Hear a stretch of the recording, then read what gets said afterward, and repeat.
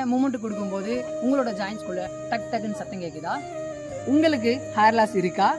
குழந்தையோட கேட் இந்த மாதிரி ஒரு ஷேப்புக்கு வந்து ஃபார்ம் ஆகுதா? அப்போது கண்டிப்பாக இந்த வீடியோ உங்களுக்கு உதவும் நான் நம்புகிறேன். ஹாய், எல்லாத்துக்கும் வணக்கம். நான் உங்களோட டாக்டர் எஜுகேட்டர். இன்னைக்கான டாபிக் என்னன்னா விட்டமின் டி டெஃபிஷியன்சி.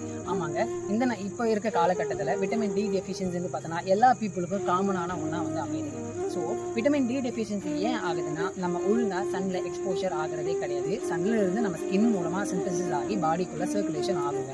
டெஃபிஷியன்சி ஆகும்போது நமக்கு என்ன மாதிரி சிம்டம்ஸ்லாம் தெரியலான்னு பார்த்தீங்கன்னா, டயர்ட்னஸ் வந்து காசு ஆகும், அது மசில் வேஸ்டிங் ஆகும், ஹேர் லாஸ் ஆகும், போன் எல்லாமே வந்து பார்த்தீங்கன்னா எரோஷன் ஆகும்.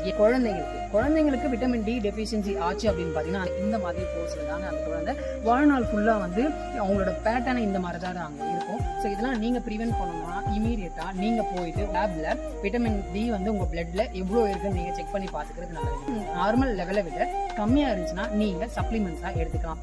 நீங்கள் டெய்லி ஒரு 15 to 20 minutes வந்து பார்த்தீங்கன்னா வெயிலில் வந்து எக்ஸ்போஷர் ஆகுங்க. ஸோ ஆட்டோமேட்டிக்காக உங்கள் பாடிக்கு தேவையான அந்த விட்டமின் எல்லாமே சிந்தசிஸ் ஆகிடும். டயட் பற்றி வேணும்னா பர்சனலாக எங்கிட்ட கேளுங்க, நான் சொல்கிறேன். ஸோ இன்னைக்கான டாபிக் தான். தேங்க்யூ.